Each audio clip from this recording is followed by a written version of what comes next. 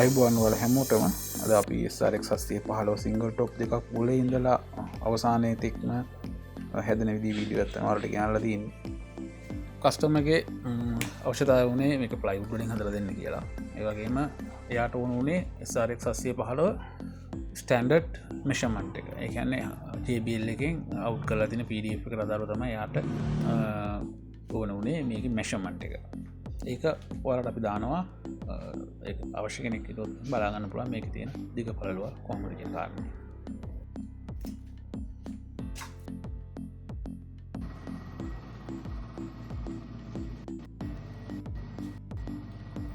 ඔය විදිහට තමයි ඔකේ දිග පළලව සෙටප් වෙලා තියෙන්නේ. මේකට අපි තෝරගත්තේ ඉන්දියන් ප්ලයිවුඩ් එකක් මිලිමීටර් 18 කියන්නේ උංගාල බෝඩ් එක.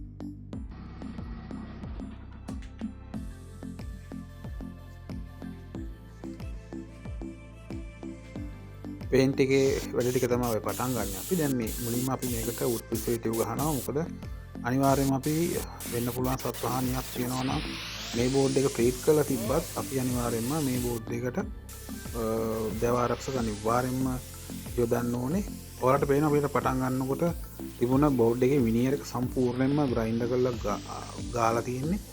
මොකද බෝඩ් එකේ කොතන හරි ඩැමේජ් තැනක් තියෙනවා නම් කොතන හරි හිල් වෙච්ච තැනක් තියෙනවා නම් ඒ විනියර් එක අයින් කරාට පස්සේ සම්පූර්ණයෙන්ම අපිට නිරාවරණය වෙනවා බෝඩ් එකේ සාමාන්‍ය සර්ෆස් එක. එතකොට අපිට පුළුවන් ඒ තැනක උනත් මේ ඩැමේජ් එකක් තියෙනවා නම් ඒ කැටලොග් එක හරි දාලා ඉවර වෙලා ඒ සතෙකුට උනත් ගන්න පුළුවන් තරම් තියෙනවා නම් ඒක වහලා දාගන්න.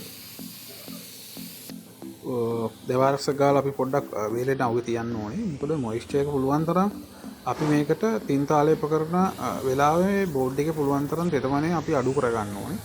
එතකොට යම්කිසි ජල ප්‍රමාණයක් තියෙනවා නම් අපි යොදන කෙමිකල් වල ඒ කෙමිකල් වල ජල ප්‍රමාණය අපි අවම කරගත්තොත් තමයි අර උස් හැදෙන ගතිය අඩු කරගන්න පුළුවන්. ඇත්තටම ඔය අපි කලින් ඔය මොයිස්චර් එක තියලා සමහර වැඩ කරලා එහෙම පුස් ආපු අවස්ථා තියෙනවා. ඒක නිසා අපි දැන් ගොඩක් වෙලාවට පරිස්සම් වෙනවා මේ පේන්ට් එක යනකොට මේ බෝඩ් එකේ පුළුවන් තරම් තෙතමනේ අඩු කරගෙන මේ පේන්ට් කරන ද්‍රව්‍ය මේ බොක්ස් එකට ඇප්ලයි කරන්න.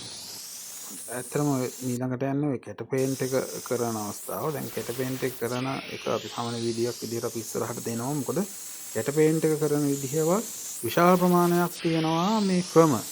එතකොට අපි දැන් මේ වෙනකොට අපි හැම ක්‍රමයක්ම ඔයාලට මේ එක මේ වීඩියෝ එකකට අරගෙන කියලා දෙන්න අමාරුයි. ඒක නිසා අපි වෙනම ඔයාලට මේ කැට පේන්ට් කරන ක්‍රම හඳුන්වලා දෙන්න තමයි මේ ප්ලෑන් කරන්නේ.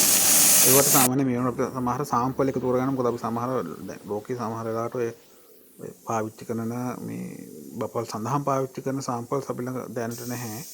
ඒ සාම්පල්ස් අපි ඉක්තු කරගන්න බලාපොරොත්තු ඉන්න නිසා තමයි පොඩ්ඩක් මේ වීඩියෝ ටික කරේ නැත්තේ. ඉස්සරහට අපි අනිවාර්යයෙන්ම මේ කැට පේන්ට් එක කරන ක්‍රම සියල්ලම මේ ඔයාලට හැම දෙයක් ගැනම අපි පැහැදිලි කරනවා.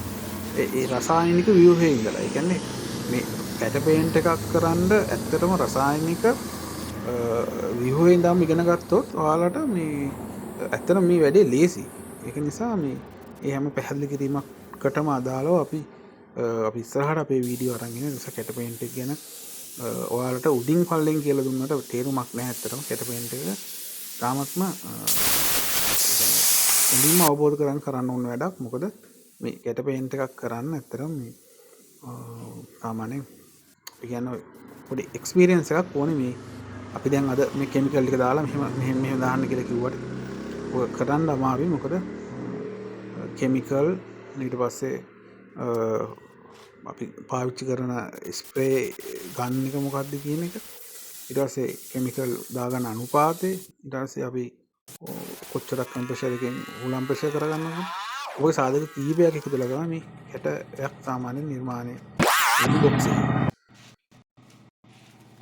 ඊළඟ සමහරවිට මේ නෙට් වලට අපිට මේ සමහර මේ ෆිල්ටර්ස් අරවල නැහැ. ඉතින් මේ සමහරවිට අපිට ගන්න වෙන අවස්ථාවල් වල එතකොට අපි මේ ෆිල්ටර්ස් යලව ගන්න ඕනේ මේ ගම් ගාලා.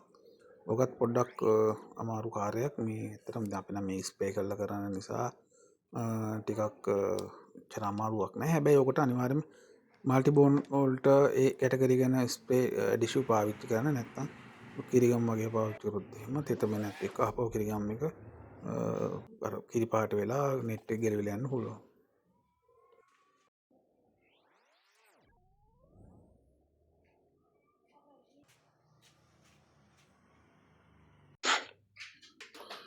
ගැට පෙන්ටෙක් ගහනකොට මේ පොඩ්ඩක් ඒකාකාරී විදිහට කැටේ වදින්න ගහගන්න එතකොට තමයි ඇත්තටම මේක මේ ලස්සන මොකද මේක වෙල්වට් එකක් කලවල හා සමානව ඇත්තට මේක ගන්න පුළුවන් නම් ගොඩක් හොඳයි මොකද ගොඩක් වෙලාවට මේ කැටේ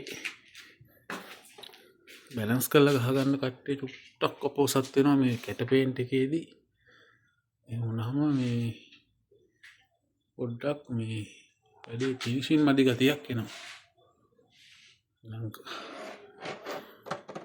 ගොඩක් අයි වෙනවා මේ ගැහුවට පස්සේ තමයි SRX 815